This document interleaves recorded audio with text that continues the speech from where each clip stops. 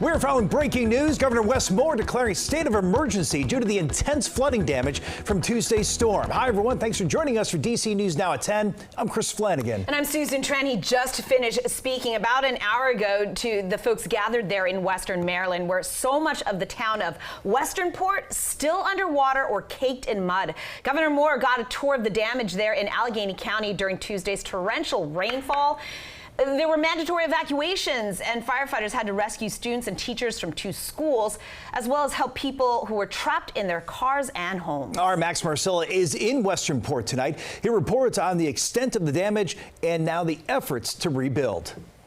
The damage here in Westernport, Maryland is clear and it is impactful. Take a look. This is the town's garage that stored a lot of equipment, all of which is destroyed because the water just completely broke through the brick exterior. Governor Wes Moore came here and he saw people on their front porches and in front of businesses asking for help, and he says step 1 has happened. He has declared a state of emergency.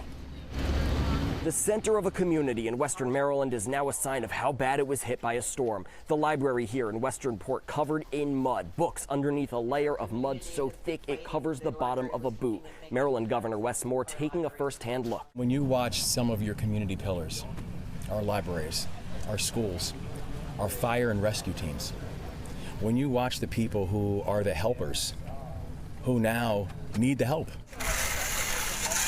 The destruction wasn't limited to just Main Street. Possibly the biggest site of disaster is the school parking lot, where cars are still underwater days after kids had to be evacuated from school. The fact that this was not a mass casualty event is simply because of God's grace and because of the remarkable work of the people on the ground here. It's just heartbreaking and it's nerve-wracking. The community is coming together to help clean, but it is a tall task, one it's committed to seeing to completion, though. Governor Moore says it will require a partnership between all pillars of government already united by what they saw on this tour. We can pull from a local, from a state, from a federal perspective, are going to get to the people and get to the people as quickly as possible as we work together with this recovery effort.